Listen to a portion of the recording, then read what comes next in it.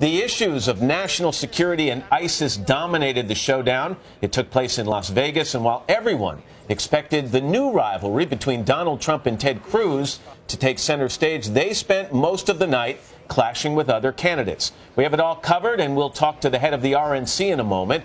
But let's start with NBC national correspondent Peter Alexander. Peter.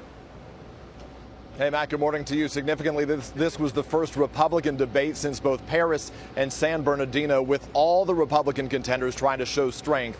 Jeb Bush finally found his voice against Donald Trump, but was it too little too late? And for the first real time, we saw Marco Rubio and Ted Cruz battle back and forth. Fight night in Vegas. Jeb Bush flailing in the polls, taking the gloves off against Donald Trump. So Donald, is great at the one-liners, but he's a chaos candidate, and he'd be a chaos president. He has failed in this campaign. It's been a total disaster. Nobody cares. Trump's reactions alone priceless. Bush argued Trump isn't a serious candidate. I won't get my information from the shows. I don't know if that's Saturday morning or Sunday morning. I don't know which one. This is a tough business to run for president. I know. You're a tough guy, Jeb. And we need to have a leader that is real tough. You're never going to be president of the United States by insulting your way to the presidency. Let's see. I'm at 42 and you're at 3. So far I'm doing better. Doesn't matter. So far I'm doing better. You started off over here, Jeb. You're moving over further and further. Pretty soon you're going to be off the end. Trump earned points reaffirming he won't run as an independent.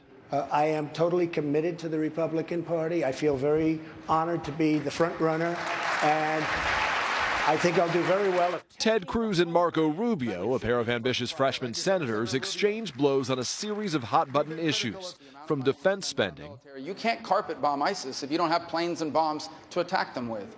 To immigration. He was fighting to grant amnesty and not to secure the border. I was fighting to secure the border.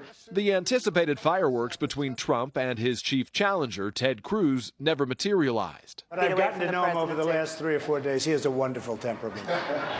He's just fine. Don't worry about it. We will build a wall that works, and I'll get Donald Trump to pay for it. Rand Paul jabbed Chris Christie over the Bridgegate scandal. I think when we think about the judgment of someone who might want World War III, we might think about someone who might shut down a bridge because they don't like their friends. Christie, who's impressed New Hampshire crowds as a potential commander-in-chief, directed his sharpest attacks at President Obama's foreign policy. And yes, we would shoot down the planes of Russian pilots if, in fact, they were stupid enough to think that this president was the same feckless weakling that the president we have in the Oval Office is right now.